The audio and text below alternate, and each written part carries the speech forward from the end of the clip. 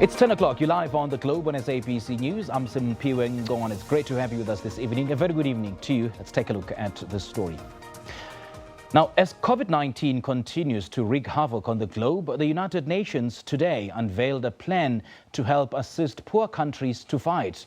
Around the world, countries are dealing with fatalities while trying to manage those who are sick. In countries with collapsed health systems as the spoils of war, the fight is the toughest.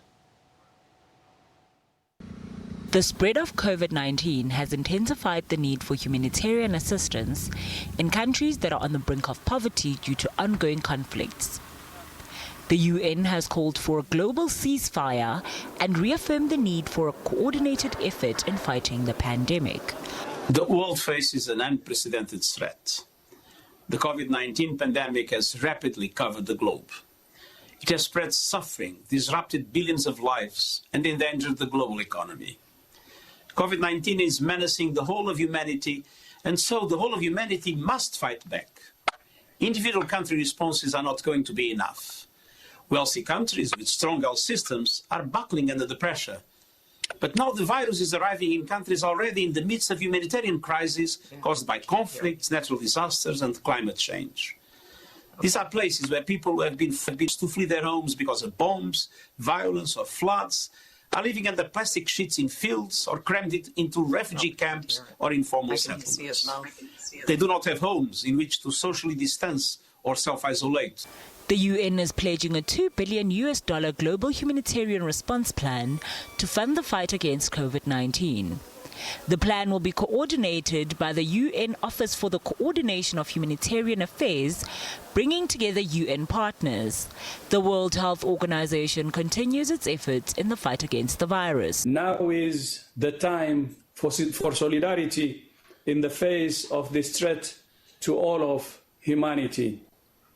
As you know, the pandemic has accelerated over the last 2 weeks, and while COVID-19 is a threat to people everywhere, what's most important, most worrying is the danger the virus poses to people already affected by crisis. People and communities that are already uprooted due to conflict, displacement, the climate crisis, or other disease outbreaks are the ones we must urgently prioritize. Despite their resilience, they do need our help today, and this new plan lays out what has to happen right now in order to save lives and slow the spread of this virus. I implore leaders to stand together and heed this appeal, joining the Secretary General's call. Since this outbreak was identified, WHO and our partners have been ramping up surveillance and lab testing across low and middle-income countries. We have brought scientists together to boost funding in the research and development, diagnostics, treatments, and the future vaccine. We have communicated online via the media and in person with many world leaders to ensure that preparations are accelerated and populations are sensitized. And we have worked with business leaders to ensure supply chains are working and bottlenecks are overcome. The number of positive cases continues to climb.